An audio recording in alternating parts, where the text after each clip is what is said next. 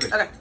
All right. So I think this is going to be a series. I guess you can call it like intentional discipleship series.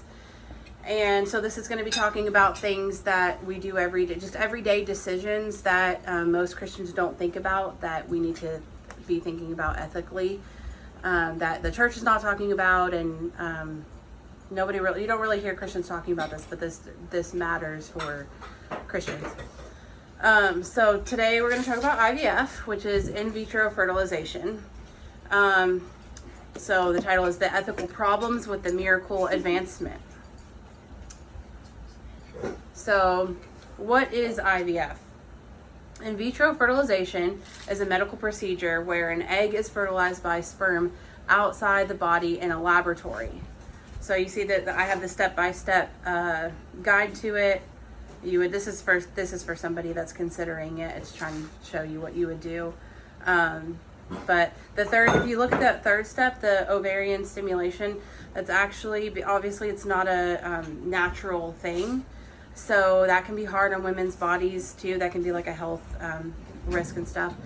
And then the egg retrieval on the fifth, if you look down the fifth step, so that they need to, each round, I'll get into this later, but each round of IVF is really expensive, thousands and thousands of dollars. So they're going to retrieve more than just, one or two. If you want like one or two babies, they retrieve more than that. And like I said, that's hard on a woman's body. And then fertilization, same thing. They're going to fertilize all those eggs. We'll get into that later. And then, then you see the transfer, then the 2 weeks wait, and then you see if you're pregnant. So there's a picture of that. Okay, here's some quick facts. So sometimes there's IVF with the natural parents, and sometimes there's with surrogacy, because there's different reasons why people do it. Some, you see the celebrities, like they don't want to mess up their bodies, and so they hire somebody to do that. But there's nothing necessarily like wrong with, her or the husband or whatever.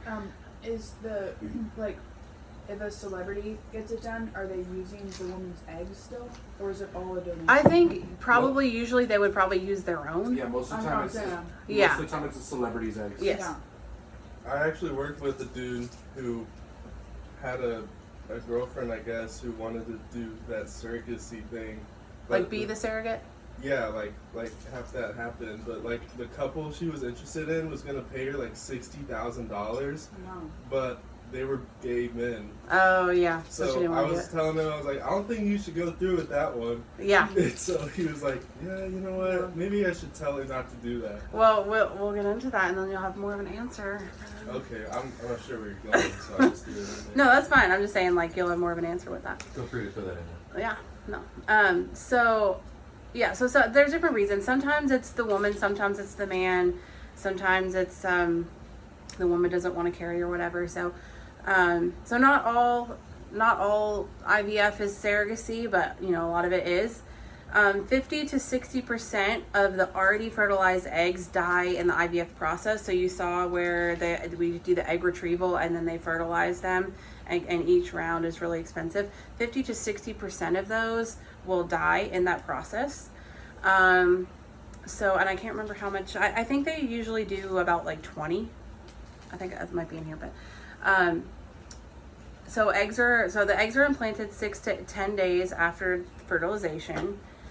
Okay, so although there is a more ethical way to do IVF, such as only fertilizing what you're willing to implant, it is not the norm. In most cases, because many embryos do not develop successfully and IVF cycles are expensive, clinics mainly fertilize more eggs than are ultimately used. So there's, I know there are a few cases where I've heard they're Christians and they've actually ethically thought about this. Most Christians don't, most people don't.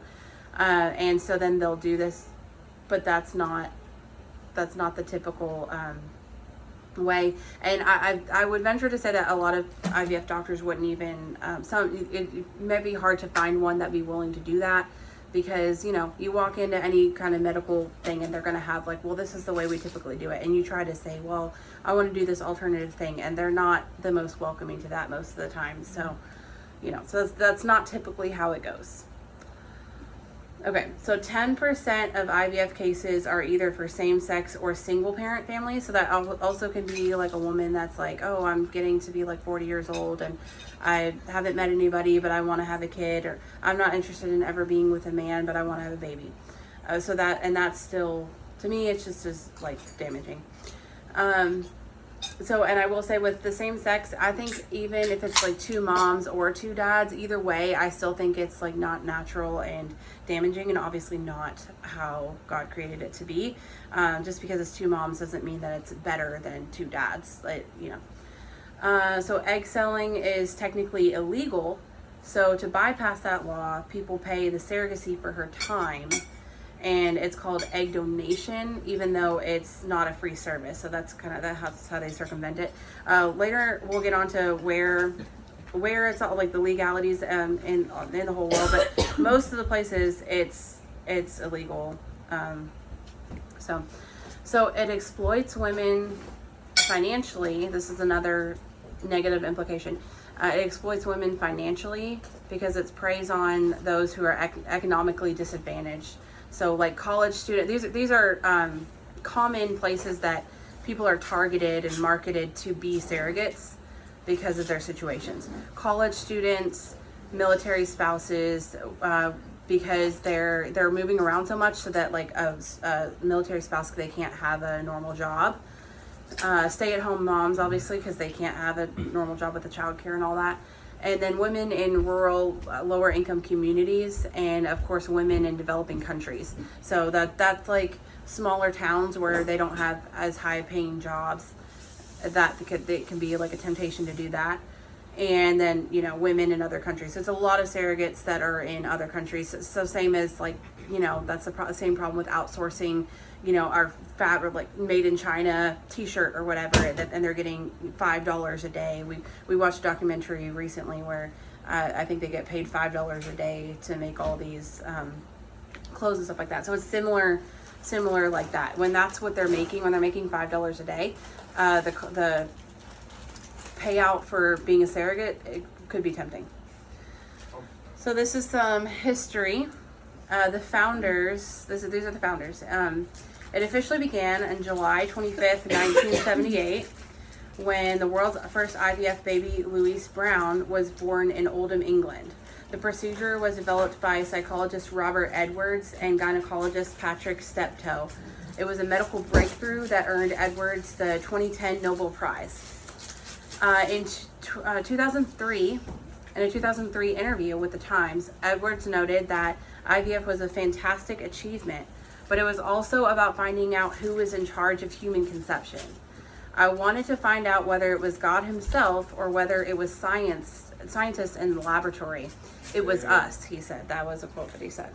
Well, what's the difference? Wrong. Like, I don't understand how he was like, oh, because I fertilized this egg, God wasn't involved. Yeah, well, I guess he was like, well, now that we can take control of it, we don't just have to rely on What do you mean take God. control of it, though? Yeah. Well, I mean, it's because it's technology. We're like, oh, it's technology. Honestly, that we it just reminds me of the wisdom of Valley Bastepi. can... Okay. She's got a quote about this. It's something to do with technology Yeah. and pipples, and Yeah. I believe it's something to do with pipples. Yeah. Yeah. Okay. Oh, and what matters to God, and people and policies and principles. Yeah. Okay. All right. So what the Bible says about conception and the value of human life. Before I formed you in the womb, I knew you. Before you were born, I set you apart. I appointed you as a prophet to the nations. That's Jeremiah 1:5.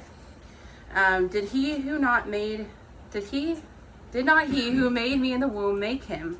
And the same one fashion us in the womb. That's Job 31:15. And then, of course, the famous one, for you created my innermost being. You knit me together in my mother's womb. I praise you because I am fearfully and wonderfully made. Your works are wonderful. I know that full well. My frame was not hidden from you when I was made in the secret place. When I was woven together in the depths of the earth, your eyes saw my unformed body. All the days ordained for me were written in your book before one of them came to be. Psalm 139:13-16. So these three verses really show us that life starts at conception. As Christians, I think most Christians believe that.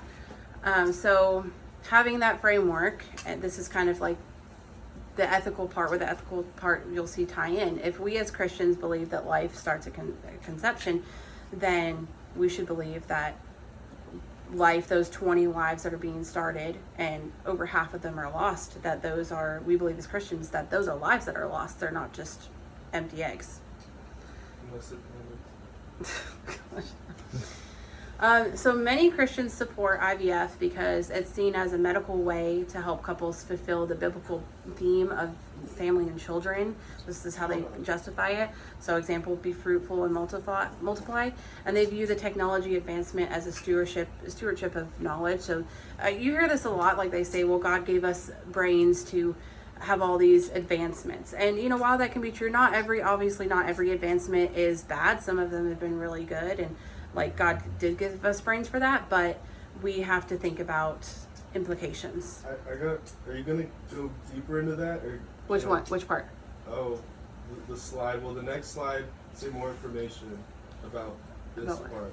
Because I just have a question. Like, how does surrogacy tie in with helping couples reproduce? Because like if one of the parents like is infertile, Yeah. and they couldn't have kids. Okay, well, there's like 2 stipulations in the Bible for being fertile, but whatever. Well, yeah, but it's also I don't know, like people that can't have babies at all, and if it's like a Christian couple and they're infertile, and then they would just say like, well, this is a way that like the Bible says God wants us to have kids, so that's yeah. That's one way. I was just saying, like, if God wants you to have kids, He'd just open up your womb. Right. Yeah. I mean, there's several cases in the Bible where they were infertile. Like, you've got Sarah, you've got even Rebecca, you also have Hannah, you have Elizabeth, right? All of them, God made the call on that, and He was waiting for the time to be right with that. True. Yeah, they didn't need surrogacy. He never said It's God's timing. And when Sarah took on Hagar, you only had problems. And When you changed they didn't God's wanna wait. plan, you Yeah. only had problems. And Right. I knew a woman in this one church I went to that couldn't reproduce, and it broke her heart. And she was like, "I just tried so hard." I don't know, but the more I got to know her, I was like, I'm kind of glad God didn't let you reproduce. Yeah. Wow, dude. Yeah. That's a great message. Yeah, I've kind of thought that before too. I'm like, oh, I'm really glad. I'm like offended when some people say, and not all the time they're Christians, but they're like, well, I just want to live life for myself and whatever. And at first I'm like, oh, that's so wrong that they think that. But I'm like, you know what? If that's their mindset, I'm glad that they're at least acknowledging that and choosing not to have kids. Not that I agree with that perspective, but I'm like, you know what? If you already have that selfish mindset, it's best to not bring kids into that, because some people are like, I know parents who are selfish and they live selfishly, they live for themselves, and they have kids, and I'm like, you can't have both. Like, don't. It doesn't work out. Yeah. I've seen people too have like the mindset that, oh well, God True. gave someone the mind to design like abortion instruments. Yeah. So like, smart. He let them just do that. Well, God gave the mind to Cain to kill his brother. So I mean, that was pretty amazing, right? And I can kind of flip that. I'll get into that in a little bit, but I kind of flip the whole like God gave us a brain thing to be something else. But I'll get into that in a minute. I know it was a joke. Okay, so IVF support ratings. So this picture is Christians advocating for it. So 78% is white mainline Protestants that they support it. 69% is black Protestants. 65% Catholics, and 63% are white evangelical. And then 91% for non-believers. So that kind of shows you a little bit that Christians think about, and Catholics, like I think Catholics are like one of the most pro-life groups. So at least they think about it a little bit more. But I just want to add, whether you agree or not, the be fruitful and multiply command, I don't think is actually for us today. It was only given to Adam and Eve and Noah and his descendants to spread around the whole earth. But then after that, there was no mention of be fruitful and multiply. I'll have to look into that. I haven't looked into that much. Why would that not continue to be? So I think there's a lot of places in life where you can find it's good to make kids, but I don't think it's for everybody. I don't know how else to explain it. I read in Paul's letters, he's encouraging the church Timothy was going to make babies and all that. So there's nothing wrong with it. But then you read 1 Corinthians 7, and it's like totally against just like the idea which leads you to being fruitful and multiply. So it shows like there's a nuance to it where I don't think And a that's time for and a everybody. place for certain. That's what I asked Lindsay about that, Griffin. Yeah. And she said that command was given to Adam and Eve, but it's not for everybody. It's Yeah. just like he commanded Adam and Eve to do that. It wasn't a commandment like you're sinning if you don't do that. It was Yeah. like they would be sinning if they would do that. Yeah. Yeah, I mean, there's specifically some people got calls not to have children. There's 144,000 eunuchs that will be in heaven that were eunuchs for the sake of the kingdom, as Jesus says. Yeah. That's super true. So if we're able to accept it, Jesus says, But some people then are accept it. resistant. Yeah, some people won't accept that. That's true. Yeah. Yeah, well, I'm just saying, like, that I think Christians, like, they just take, they like to cherry pick, and this is part of the intentionality part. We talk about stuff being in context, but it kind of goes along with stuff like this. Like, a lot of Christians, like, they've never even thought about this, or, like, they don't even know the history on things or the process. You can't cuddle an embryo. So- Look outside. I know. I think those white mainline Protestants are slipping. I know. I think those are, I guess that would That's be like what, like Lutheran Methodist, and- yeah. So, Oh my God. no, it's fine. Discussion is fine. But you probably should speak up because I don't know how much it's picking up. Lauren. And maybe take out your key. Yeah. Jingling so Ringing. loud constantly. Yeah. It's a pretty dramatic picture. Yeah. I know. Hands are up like. I all- was trying to do just like freaking out. not like what the actual thing, but like obviously not graphic. 21% of all pregnancies in the United States end in abortion. So that's like just all pregnancies. Wow. So 1,130,000 abortions are performed in the United States every year. Contrasting that globally, 29% of all pregnancies end in abortion, and 73 million performed worldwide. 21% is crazy. So Yeah. over a fifth. 29 too? Over a fifth. Or wait, am I doing the math wrong? 29%. Almost a third Almost a of quarter. almost a third of all the Almost a pregnancies in the quarter. world. Hmm. But 29% of the entire world. Yeah, it's almost a quarter, almost a third of I'm globally. saying almost a No. quarter in Of the United States. States. Yeah. I'd say, yeah, like the amount of the United States compared to the total around the whole world, like that is so much. That's just in the US. Because a different country, and you'll kind of see that. No, what do you mean? What you Is mean? it the 21% of all pregnancies and everything around? No, yeah, you are. It's 1 million out of 73 million. So the United States is 1/73rd of all Yeah. the world's abortions. It's because different countries have. That's okay. Of the United States of the United States conceptions, Yeah. a fifth of those are aborted. Of the world's conceptions, That's- total, It's then 29%. a third What's the are different aborted. statistic? It's not the same Is it? statistic. Mhm. It's not like the world is 8% of the Yeah. abortions. Also, Yeah. I don't like And that the word United globally States is there. That's a 21. little offensive. Well, to me. yeah. Yeah. You know. Yeah, you're not using inclusive language by saying It globally. was triggering. Do you realize Oh that? my gosh.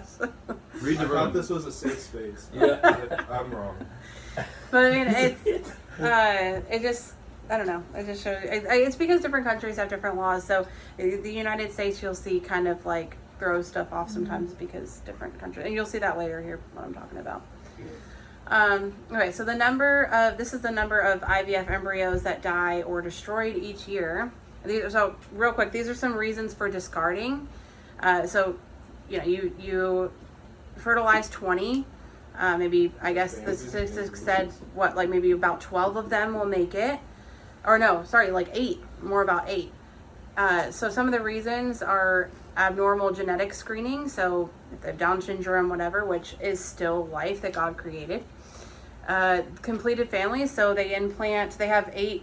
A couple has 8 eggs, and they only want, even if they want 3 or 4 kids, well, they have 4 embryos now that's already life, and they're like, well, we don't want 8 kids, and then just abandoned embryos that are left in the freezer. People pay a lot of money for storage fees, and or they move, the couples, maybe they die or one of them dies or whatever, and then there's embryos just like, okay, these people aren't paying the storage fees anymore because they don't want any more kids. If something happened, life circumstances change, and they get thrown in the trash. So the numbers on this is 1,900,000 in the United States, and then 20 million worldwide. So They that's also even can more than the abortions in the United States. Yeah, that's Wow. that's the Almost- point. Yeah, Well, it's almost 1 million more than the abortions. yeah. So, and one other, there's another, I guess, reasoning is donate to science, but when that happens, they're discarded. Science is So, eugenics, here's it in the data, which this is like, They're discarded based off of these characteristics. and so eugenics, like you could think about, like, I don't know, like the Holocaust or whatever, Or abortion.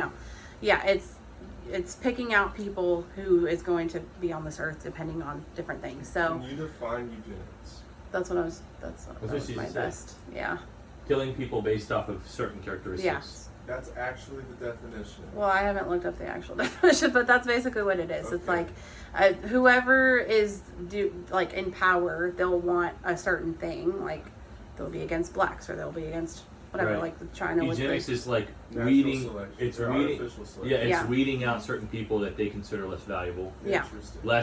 Less of the image of God. Like, Mhm. to clarify, this is stuff they see before the child's born. Yeah, they can see Okay. it before they're even implanted. Okay. So couples will be like, well, in this process, we want a boy, and so then they'll discard the girls. That's Besides the sex of the baby, I've seen some wild like genetic variations in people who you would not expect have genetic variations. what do you mean? Well, like I don't know, you can have a black family with a white kid, you know? Oh yeah. Like yeah. that's crazy. Well, and it's also, the thing you have to think about. So some of these reasons, obviously, 46% is the sex of the baby, 30% is from like hair color, eye color, so it's characteristics like that. Then 77% is health conditions. And the thing you have to think about that, especially with this latest story with the YouTuber, I've seen so many stories coming out after that people are like, well, my baby tested as they told me this, my baby was gonna have this, and then like by the end of the pregnancy it worked itself out. But they're also like, but even if it didn't, even if it was born with this, like it's still a life that God created. So obviously as Christians, like we should say that like that's still a life that God created, like they still have value, Yeah, to add to that, there's a statistic in Ireland, I think it was in the 90% range, where if a kid was diagnosed with Down syndrome in the womb, they'd abort it immediately. There are some countries that are completely doing that, like 100%. Yeah. Yeah. I can't remember off the top of my One of head those which like, ones they are, but But it's one it's of those like inaccurate. Netherlands areas. Because I was Yeah. I was considered to have Down syndrome, and that didn't Really? happen. yeah. Sometimes it works itself Wow. out, and then sometimes like Right. even if not, like it's I see. you can't say that that's not valuable. Like you look at somebody with Down syndrome today, and it's like, well, are you okay with eliminating them when they're alive? Like, why stop at the womb? Like, I mean, it's just you know, survival of the fittest. yeah. And You have people too use much the argument. compassion. And they use the argument of like, well, they can't survive without somebody. The same thing with like, it's not a life yet until it's out of the womb because it can't survive without somebody else. Well, so can't a newborn. So can't an 80-year-old woman that needs a caretaker. So, same thing with the health, and same thing with the health conditions. Like, okay, so if it's somebody that has a severe health complication that they can't ever live alone, then their life is not valuable. Yeah. Because or that's if, what they're someone saying. gets in a wreck and they're dying Yeah. on the side of the road, I mean, Yeah. yeah. Yeah, so just stuff to think about. All that is like so incomparable to like whatever they can bring in your life. Yeah, I've and they have a seen, like, purpose still. Yeah, like they actually benefit your life, even if you think, oh, they're just a special needs kid. Yeah, Like, Think about how sweet Steven is. I know. Yeah. When I like almost cried when you like read that verse, I was I like, know, it's so sweet. and I think What you, verse are you talking about? he read a few weeks ago part of the part he was like took one of the turns, and I was like, this is just like the So epitome pure. of like faith like a child, and just like it was just so yeah, they're just so much more happier. yeah. Like, you could have a good time with one. Yeah, and there's some people that are like just fully, whatever. And I mean, even if not though, like they still have value. So they still have a purpose to be here. So okay, so here's a story of an IVF baby, Olivia Morel. So she speaks about, I know this is kind of long, but she speaks about the primal wound of abandonment, and she describes the immediate separation from her biological mother at birth as a traumatic event that left her with a permanent fear of rejection. This led to depression, a diagnosis of bipolar disorder, and multiple suicide attempts during her adolescence and young adulthood. She turned to substance abuse and alcohol addiction to cope with the emotional pain and the feeling that something was wrong with her origins. She also suffered from intense anxiety when she became a mother herself, terrified that she might pass down unknown serious genetic medical conditions to her children. So this is something you kind of see, like this is why you commonly see babies that are adopted go out, try to find their biological parents, and a lot of times it's not out of like there's nothing wrong with their adoptive parents. They'll say, a lot of times you'll hear them say like, I had a great life, I love my parents, you know, but it's like that deep needing to know of like where you actually come from, and even if they just interact with them or whatever, to see who they are one time, and you know, and it is something to think about with the medical past. It's something that I talked to somebody like at Compassion who's they're adopting somebody.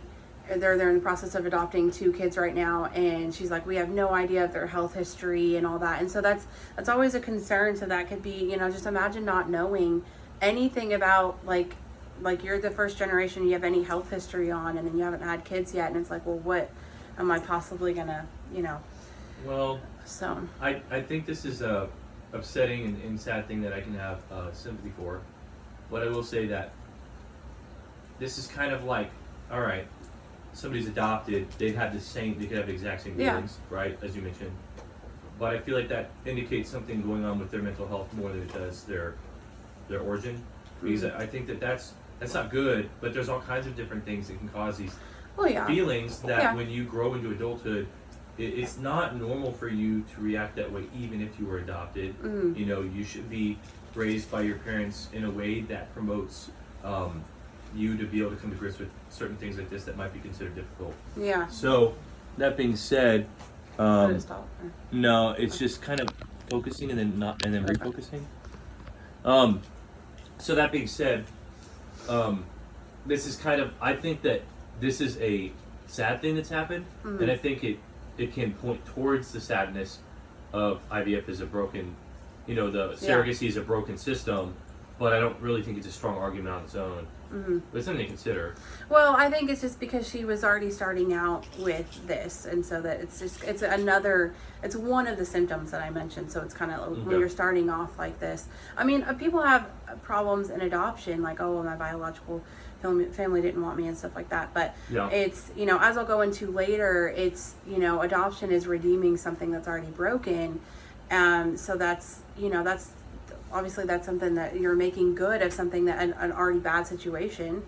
Also, it would be really kind of weird to think like, hey, I was in the freezer for 10 years. Yeah. And I was redeemed by someone, but I should be 10 years older than I am. And it's kind of a weird idea. And that can I was created in a piece of glass. Yeah. That's really a weird idea. Yeah. Yeah, and so this, for Olivia, like, she was purposely created with all that. So all these symptoms, like, was done to her on purpose. It's not like she had a bad parent circumstance and then her her adoptive parents did the best they could and she struggled with some stuff. Like, this was intentionally created. So there is a distinction there. So obviously, because we're in a fallen world, that those things that you mentioned, that happens, but the point is, like, why intentionally create that? So she views surrogacy as a system that intentionally creates a situation of prescribed abandonment, and also speaks about the persistent agonizing void caused by the realization that her birth mother exchanged her for a check, leading to long-term feelings that she was customized, made to order consumer product rather than a child born of love. So this is like, I guess that's another distinction that you could say, so imagine that you knew that you were, that somebody basically paid for you, versus somebody gave you up because they were 16 and couldn't raise you. And yes, while that can be sad and damaging and something to work through, imagine how much greater that, like, you were exchanged for money, you know? So when she finally chose to speak out publicly on social media against the surrogacy industry, the personal cost was devastating. Her parents cut off all contact with her. So this just highlights some problems. So real quick, just some risks. This is some risks to the child with IVF, and I think that this is IVF or surrogacy, because it's going against nature. So anytime you go against nature medically, there's going to be problems, there's going to be complications, or there's going to be things to think about. And that doesn't always mean like to not do it. Like you think of like antibiotics or blood transfusions or whatever. And that doesn't mean like we'll never do a blood transfusion, but it just, and doctors will even tell you like nothing comes without a risk. Like there's nothing like even ibuprofen or just whatever. Like there's always a cost or a downside to it. Doesn't mean that you don't ever choose that, but you always have to weigh that. And so these risks are for like surrogacy, or even just like maybe it's the dad that is having the problem and the natural mom carries, but these are still risks, and despite that. So preterm birth, so babies carried by surrogates, this is part of surrogates, are statistically far more likely to be delivered at an earlier gestational age. And then low birth weight due to prematurity and IVF related factors. These newborns frequently face higher rates of low birth weight. So that would be for anyone that's carrying. Perinatal complications, the combination of donor eggs and surrogacy gestation can increase the necessity for a neonatal intensive care unit, which is the NICU. Risks to the gestational carrier, hypertension and preeclampsia, postpartum hemorrhage, gestational diabetes, placental complications, surgical interventions. Their C-sections are your increased likelihood of C-sections. Medical side effects, carriers must endure intensive hormone regimens to keep the pregnancy, because again, it's going against the nature. So they need added estrogen and progesterone and all that, which some natural moms do too. But again, there's always risks with that. So again, doesn't mean you always do that, but I just, something to think about. Risks to the intended parents, psychological distress. Families face intentional emotional stress linked to potential miscarriage, failed embryo transfers, or a lack of control over the pregnancy. Financial strain. The multi-step process introduces profound economical risks, from the high cost of multiple IVF cycles, legal contracts, and unexpected medical complications. Most of the time, it takes at least more than one cycle. In addition, embryo storage averages $500 to $1,000 per year. And so think about like these are lives that are already created, and a lot of times parents don't realize really what it is until after they're already created. And so then they're like, oh dang, now I gotta like pay the storage fee for or like my genetic offspring, it will die. Literal children. Yeah. And they don't realize. There's a lot of people I see that they don't realize the process until it's too late and they've already done it. And then there was one story of a lady that she tried, once she realized, she was like, I think she had like 8 or 10 or something total, and she wasn't planning on having that many kids. But then once she realized, she was trying to make it right. But then I think she ended up having a couple more because of that, and she carried herself. But a lot of them died and stuff like that, and then she felt so bad and stuff. But she didn't.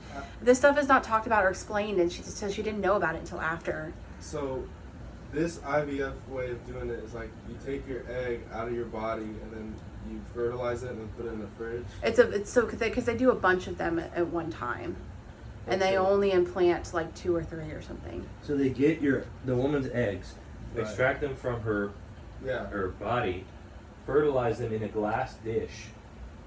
Okay, in glass. There's usually about 20 of them. In vitro is Latin for in glass. So they fertilize them in a glass dish. They're tiny.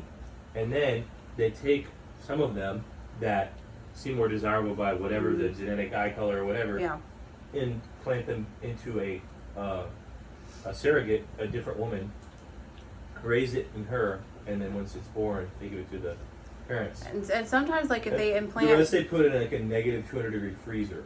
Yeah. The rest get put in the freezer. Okay. Yeah, or unless discarded, They don't want to pay, or and then discarded. they just throw them into the garbage. Or can. donated to science, So- and then they're discarded. Hold on. The eggs are fertilized in the fridge. Where In the do they freezer. send them They off? have to be like in the freezer, but they're already fertilized. So the idea is a So. woman can, if she wants to get an egg artificially in her, she just pays, and then immediately a new egg is put in her. That's the idea of Well- keeping it in the fridge. It's not always the customer who's having it. Yeah. Like, sometimes Never. She's, I Well, guess no, never. sometimes it is. Oh, yeah. okay. Sometimes it's like the man that has a problem, and so then the woman can carry or whatever. But there's still ethical questions either way. There's still problems. so- and, yeah. They fertilize a bunch because it's very likely that that embryo will die and not. And it's become a expensive. living, Each round is very a expensive. mature baby, right? So it's a living being at the moment of conception, but because of this foreign man-made creation way to, gestate a human, oftentimes is a death rate. So like over half of them usually die. 60%. Yeah. So they have to keep trying over and over, killing people. And sometimes it happens like they'll implant 3, and because they think maybe 1 or maybe 2 will make it, and then all 3 of them make it, and so then they abort 2. Like when they're already in the womb, which is like I believe that's already a problem even just before they're implanted. But What happened that Octomom had 8, I think right? yeah, but I think it was such a story because most of the time people don't do that. Most of the time you would implant a bunch and like, okay, well, what will your body take? And then they abort the rest. So that Yeah, happens this one too. mom had 8, was and it they at the actually got same born. time, though? Yeah. Are you 'Cause- talking about the black Yeah. woman? Wasn't she blonde? Well, there one was that a black John and woman, too. Kate plus 8. Yeah, not that Yeah. one. Yeah, not her. There's a different one. There's Oh, no, okay. there's no data in Greenland because they're all related. So, oh no. Oh, I gotta put that thing Okay. in. Okay.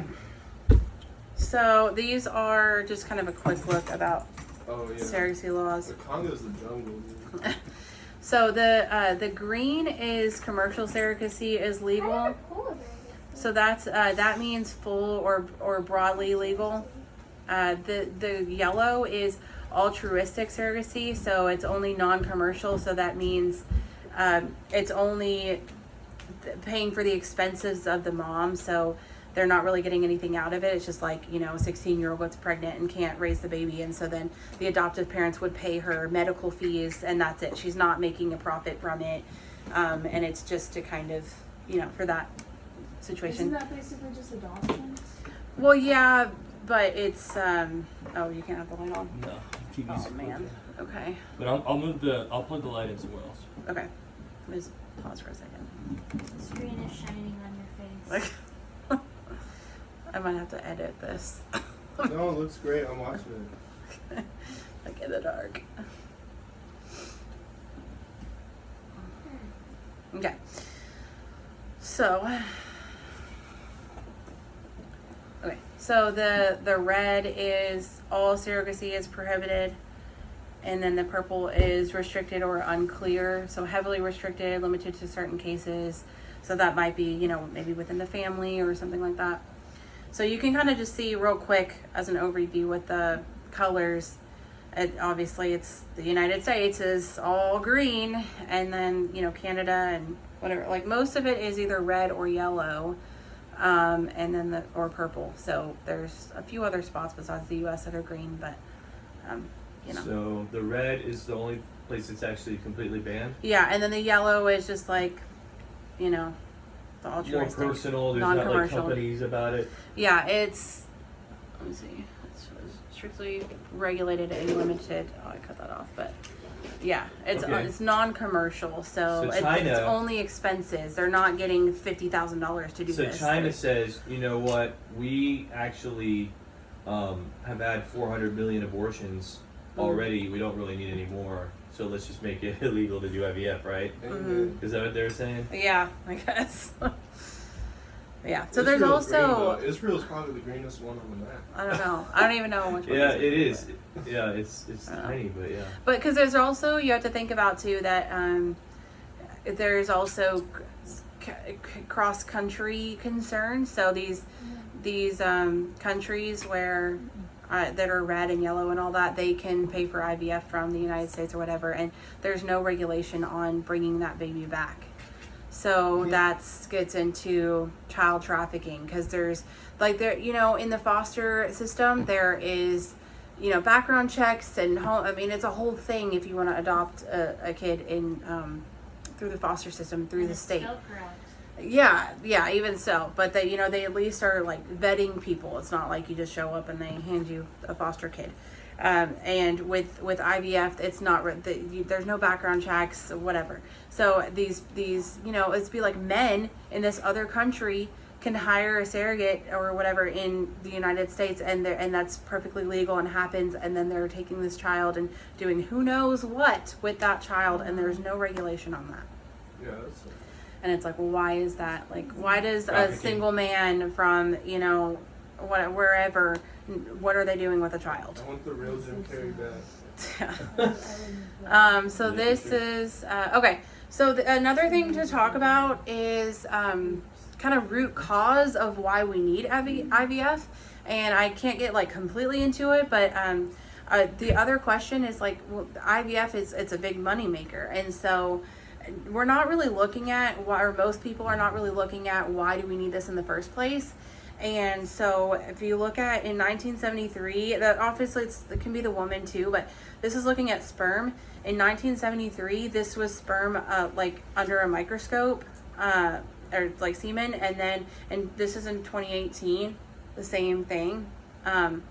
So you can see how much fewer they are. The polyester boxers. Yeah. Wow, class of 2018 has really shrunk. And then same over here, it's in 1972 and versus 2000. This is like men and women. That's the fertility rates. Wow. So. Fertility really fell off. Mm-hmm. So obviously this is a whole big topic, but this is just kind of a quick overview health-wise. So fertility is crashing, and then glyphosate, which is in wheat products and All cereal like grains, just all kind really. of things. It's even been found in breast milk. So it's in semen. So in Is that bad? Oh yeah, Yeah. glyphosate. What is it? yeah, It's cancer pesticide. causing. It's Roundup. You know how they Yeah. have all those Oh, class so they action spray the wheat lawsuits? and Yeah. then we eat it. Yeah. Yep. And it's cancer causing, and it's decreasing our fertility. So in 2005, this was the fertility of the United South Dakota States. staying strong. That I know somebody commented like, "Get you a man from South Dakota." I gotta go there and see what they're doing. I know. I don't know. 2022. This is fertility. So They got Mount After Rushmore. COVID. What is it? Mount Rushmore's up there. That's the secret. They got the founding fathers looking over them. Oh my god. That's true. So now people are literally made out of glyphosate. yeah, Wow. basically. No wonder everyone's dumb. In California, no surprise there. Yeah. Yeah, but also in let me Not see. a real man like Oh, that it's anyway, less. It's less fertility in. but- Oh no, it's better fertility like in Maine and wait. No fertility. Okay, no, it's There ain't worse. no It's better worse in fertility like. anywhere. No, sorry. Maine stayed Yeah, dead. Yeah, and, that's and, true. and and New York and all that. Alaska and Texas even got a little bit bigger Yeah, since then. No, like the state's Oh. size, yeah. because they cut it off with the cropping. Oh my gosh. Is there like a reason why like certain states you think are? I don't know. I don't know. I'm trying to make sense of it. There's a blessed land and then there's cursed. I'm wondering if it's like these are Crops. areas that need less of the spray, because there's different farming and stuff, like there's different needs, like raising berries or whatever in certain areas is easier and harder in some, based on that we all have different pests and stuff like that. So probably in some of these other states maybe it's not as needed. But it's also I don't know. it's not just glyphosate. Yeah, but this is just one of the reasons. Wow, that's such a That's the next short. slide. It's less than 20 years. Yeah, and it's probably even worse now because that was Crazy. 4 years ago. So stop eating things with wheat in it. Well, or organic. Get organic or non-GMO. It's also oats and stuff, and sunflower, stuff like that. So- non-organic fruit has glyphosate on the skin Mhm. and So it's- in the fruit. Or if you just get like non-GMO, so you can look for like the non-GMO label. It's not like you have to avoid wheat entirely, but if you look for, especially like, whole grain would even be better. Like the best would be whole grain, non-GMO, That you know organic, yourself. and then yeah. Yeah, And- basically. Gotcha. That's And- why I make my own bread products. Huge thing is synthetic clothing. Well, I'm getting into that. Yeah. All right. Let's set up Bradley. All right. That's what I was talking about. So- women that like they're supposed to have a certain amount of body fat. Like they're not supposed to be like bodybuilders. Yeah, that talks about you. Like So- people, like women who are really strong bodybuilders, like lose their period. Is it because they have like Yeah. Is there Cortisol. Well, it's the it raises their cortisol too. Yeah, but it's they're supposed to have body fat because it's what like helps when you're growing a baby too. Yeah. Yeah. So that also like when you don't have enough body fat, your body's like, oh well, I don't have enough like Mhm. room and energy to like create a baby. It That's why also pretty much all women have like a little bit of a stomach to where Mhm. guys are more flat Yeah. because it's like a natural hormonal thing that women It also have. people say like if they're one of the tips for if you're having trouble getting pregnant is to eat like a big meal of protein before, like right before you try to have a baby, because then it's like your body says like, okay, we're ready, we can do this, we can have a pregnancy. So like literally right before you try, you can have like a bunch of good protein and stuff, and that can help. So okay, just a quick overview: tap water, all the junk that's in there, hormonal growth control, toxic deodorant. What? I want to add. I know girls who are my age who've been taking birth control, and I'm like, why? Yeah. And they're just like, oh, my mom told me I should do it because what if? Yeah. Well, it's prescribed. I mean, that's a whole topic to itself, but it's prescribed for like acne and whatever else. And Yeah. this is the whole problem, is that like we just throw something, a pill at something instead of, or IVF, instead of finding out like why is this actually going on. Like, Symptoms. yeah, like acne is not because of a lack of birth control. Like there's obviously, Or like if girls have really like heavy bad periods. Yeah. Doctors will prescribe them. Yeah. Or the opposite, like to regulate them out. It's like, well, why don't we figure out our hormones instead of throwing Dude, that it's at so it, you know? dumb to Yeah. me. Because it's money. It's money. Yeah, everyone's So- always trying to sell you something. Yeah. Yeah.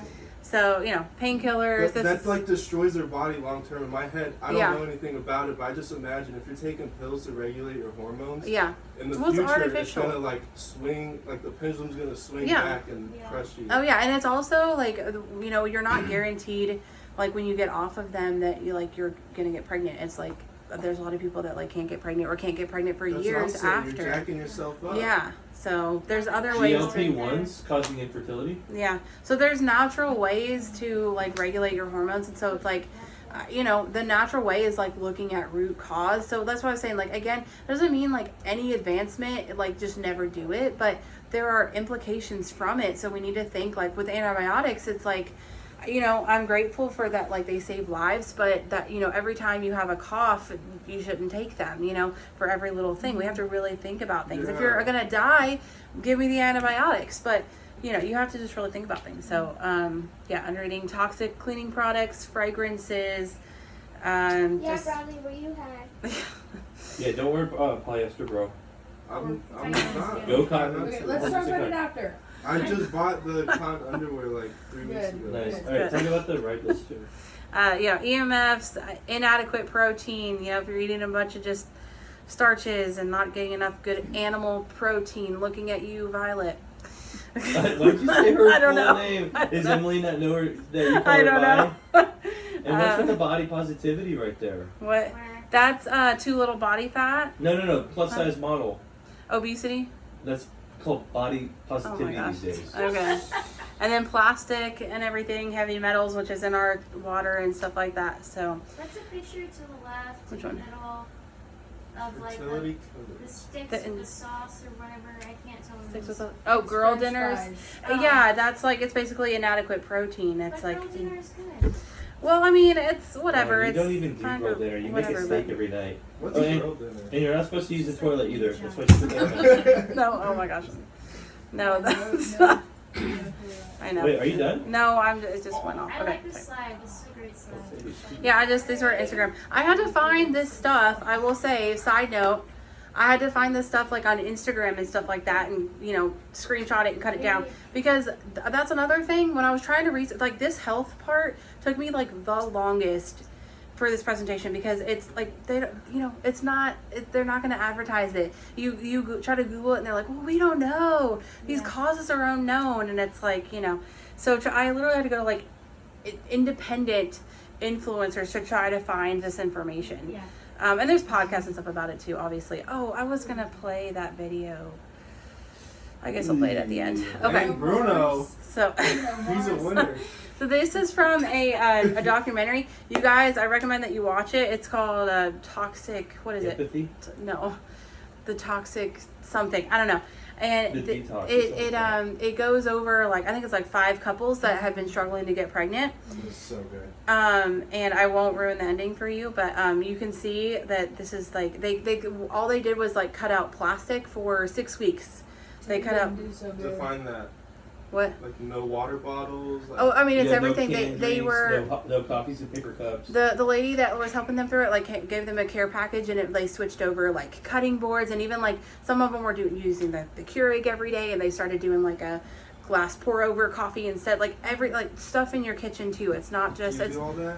I mean, I'm not completely perfect, but I'm about I would say 90 to 95% It's super there. hard 'cause, like all the food you buy at the grocery store is in plastic. Yeah. It's really hard to. Yeah, cut if all you of it ever out. buy juice or anything from the store, it's in plastic Yeah. and Literally I mean, everything. and You bottled could water do- especially because they leave that stuff in hot. Yeah, trucks don't and ever stuff do that. for a I long just period of you time. have to have your own water. For water, you have to have your own filtration and then put it in your cups. But something you could do for food is at least transfer it into something non-toxic or at least not heat it up. Like you do not want to be heating up food in plastic or putting hot food. Microwave is generally you know. bad for your fertility anyway. But even Microwaves? yeah, oh yeah.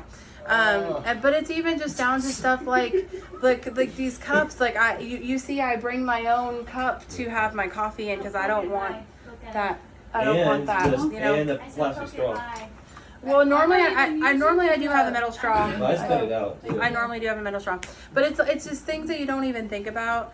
Every day this is just So that's all they did, and this was their changes. This the modal count is like how active they are, and then the concentration is how many of them. Where we saw before the amount of them, and then the bottom slides are like how mobile they are. So if they are like slow and lagging, then it can't make it to the egg in time because there's a certain window. Like that egg's not going to sit there forever. Yeah, And it's not going to have that awesome zinc spark. Yeah, so if the egg is not fast enough, then you're not going to get pregnant. Did it explain though why Bruno's went up and then it dipped down and then it went up again? Didn't I don't they know. say I like a can't trip or remember. something? Maybe, yeah. I think it was like a family emergency Yeah. that disrupted everything. Really? Mhm. Yeah.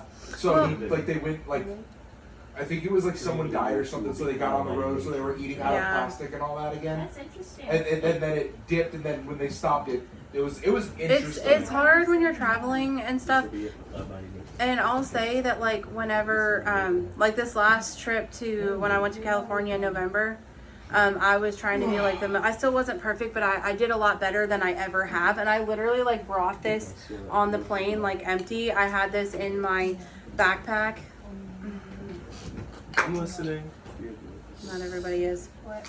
I brought this in my backpack because I was I don't want to be drinking for a week and a half out of plastic. And so this is what's it's important to me. So when I traveled, this came with me. And then every time I had a smoothie or coffee or something, I would get the coffee and pour it directly into this. So that was an important thing. So like I said, I wasn't perfect, but I was a lot more intentional than I ever have been. And it's not for fertility, but it even just you want your hormones to be good no matter what. Even if you don't want a baby or whatever, you still want your hormones to be good, okay? Even if you're not having babies right now or whatever, you still want to be hormonally good. So some other things to consider about IVF are statistically, children are most safe in homes with their biological parents. So this is, I guess, more so for the surrogacy side. So obviously there are biological parents that use IVF, and then it would be that they're biological children. But for the IVF babies, they're obviously it's a broken world, so that doesn't always happen. Adoption, stepkids, whatever. But these are the statistics that they are the most safe in homes with their biological parents. It's just a fact that sometimes that is a problem with adopted kids or whatever. They just don't feel that much of a bond, or they don't have that much investment. So there's a lot of there's more abuse statistically. Not every single case, obviously, but statistically it is higher. So like I said, adoption, it redeems an already broken situation, while surrogacy and IVF creates one. The world is not perfect, so in a perfect world, every baby would be with their biological parents, and they would be raised in a loving Christian home. That would be dream world, right? But that doesn't happen. So I'm thankful for adoption, that, children that are, created by parents that don't need to have them are raised in a good home because of that. Obviously, that's redeeming something that's already broken. It's making a situation better.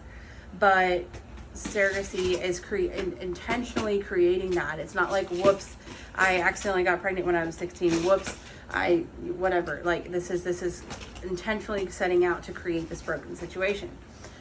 So, like I said, options for unused embryos are donate to science, indefinite freezing, or embryo adoption. So, embryo adoption you can say that can be redeeming too, but obviously it's still purposely creating that. When they donate to science, they research them and everything while they are alive, and then they discard them. So if you donate them to science, they end up dead. Or indefinite freezing, like I said, they'll be in a freezer, and then a lot of them die from that process. A lot of them get forgotten about. Like I said, life circumstances will change. One or two, both of the parents will die. They won't want to pay the storage fees anymore. They decide they don't want any more kids or whatever, and then they end up being discarded. So in predominantly Catholic countries such as Italy, Spain, and France, opposition to surrogacy has been influenced by teachings of the Catholic Church. The Catholic position is that surrogacy separates procreation from marriage and can undermine the dignity of both the woman and child. So this is, I know we're not Catholic, but this is something to think about. This is something that I don't necessarily think Catholics are wrong on, that God created procreation a certain way, and for us to separate that, I don't know that God wants that. And so obviously, adoptions, it's redeeming a broken situation, but there's something to be said that marriage is intentional, and God created procreation to happen a certain way. And when you separate that from when you separate the procreation from marriage, then I think that that's something to think about, because that's part of what God created. So I don't think they're wrong on that. And I was highlighting the countries and stuff like that because when we looked at the map, that you can see that that's probably why, is because those are more Catholic countries. So that kind of goes along with that. So in conclusion, because people try to say that, I've been told that, well, I couldn't have a baby any other way. We really wanted children, and we couldn't have babies what else are we supposed to do? We couldn't have a baby any other way. Well, that's easy for you to say because you could have kids, or that's great for kids people could have kids, but we couldn't do that. And how else are we supposed to have a baby? Well, if we're looking at this in light of being a Christian, children are a blessing and not a right. We are not deserving of children. Nobody said that we have a right to them for sure, and that they're just absolutely that we're gonna have them. And we have to put children's best interests above our desires. So it's a godly desire to want children. Of course, that is that is a good godly desire to want a family and to want to have raise a family and do something for other than yourself. That is a good desire, but that we have to put children's best interests above our own and our desires. And so ultimately it's the child and the baby that we have to think about first. And so if the means to get that child of what we want is hurting the baby, then we yield to the child. So as Christians, that's how we have to look at it. That kind of really changes how you think about it, because I've realized so much that that's how people are viewing it. Well, of course I deserve it. You don't deserve a baby. If you are, you know, pregnant with a baby, or if you get an adoption or whatever, that is a blessing. You don't have a right to that. You're not deserving of that. You should be thankful that God graced you with that blessing. So that kind of, when you view it like that, then that kind of changes everything. And obviously, you know, people of the world, they may not have that same thought, because they view things differently. But as Christians, at least, like, that's how we should view it, is, you know, we're the children is what we always protect, and we always, like, they are what comes first, because children are worth being protected, and we all know that. And so that should come above our own as adult, you know, desires. Like, we can handle disappointment, and, you know, there's other routes that we can take, but it shouldn't be the child that pays for what we want.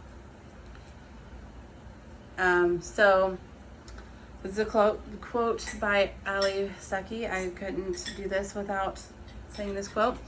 When technology takes us from what is natural to what is possible, Christians have the responsibility to ask, but is this moral? Is it ethical? Is this biblical? So, and then I have a video